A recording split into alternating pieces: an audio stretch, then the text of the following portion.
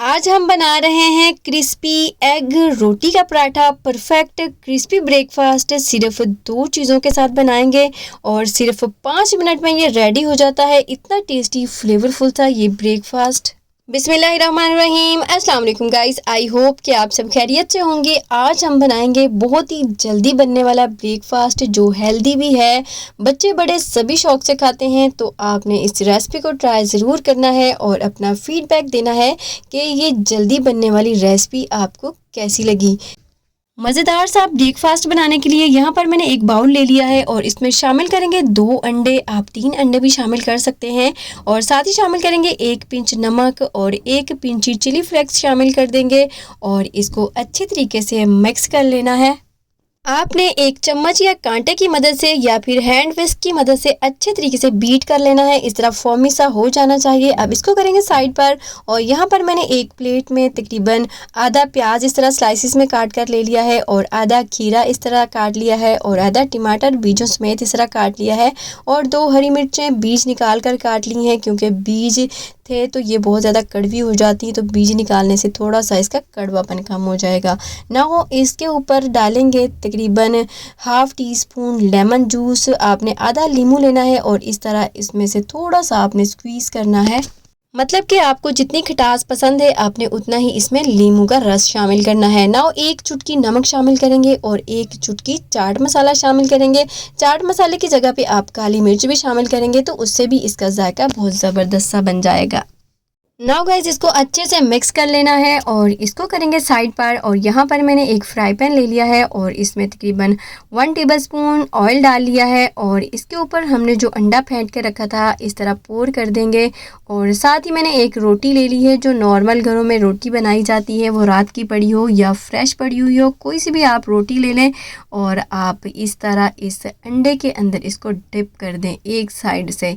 Now guys एक side से हम इसको 3 से 4 मिनट लो फ्लेम पर फ्राई करेंगे। थोड़ा सा उठाकर देखेंगे अंडा इस तरह फ्राई हो गया है तो बस इसको इस तरह पलट देंगे। अगर आप चाहें तो इस स्टेज पर भी इसको रोल बना के खा सकते हैं, बच्चों को लंच बॉक्स में दे सकते हैं, ऐसे भी खाएंगे तो बहुत टेस्टी फ्लेवरफुल सी ये रोटी बनकर तैयार हुई है।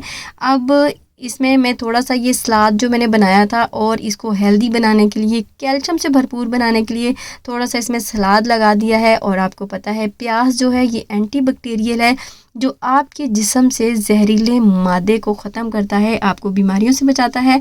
तो इस तरह आप इस स्टेज पर भी कटिंग करके खा सकते हैं। अगर आप चाहें तो आप इसको इस तरह फ्राई करके खा सकते हैं। रोटी से बना ये पराठा बहुत ही टेस्टी फ्लेवरफुल सा ये हेल्दी ब्रेकफास्ट है। इसको बनाएं तो अपना फीडबैक ज़रूर दीजिएगा। इसके साथ ही गाइस अगर आप मेरे चैनल पर फर्स्ट टाइम आए हैं तो प्लीज़ सब्सक्राइब कर लें और बेल आइकन पर भी क्लिक कर लें ताकि मेरी आने वाली वीडियो सबसे पहले आपको फ्री में देखने को मिले।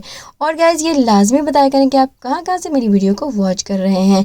नाउ गाइस इसके ऊपर थोड़ा सा इस तरह हरा धनिया स्प्रिंकल कर देंगे, थोड़ी सी इसकी खूबसूरती इन्हेंस करने के लिए, बढ़ाने के लिए। नाउ गाइस इसकी करेंगे कटिंग, ये ऊपर से क्रिस्पी अंदर से सॉफ्ट। एक बार अगर आप बनाकर खा लेंगे तो आप रेगुलर बेस पर इसको बनाकर खाना पसंद करेंगे। ये बहुत ही हेल्दी टेस्टी फ्लेवरफुल सा ये ब्रेकफास्ट बनकर तैयार होता है। मेरे कहने पर एक दफ़ा ट्राई ज़रूर करें।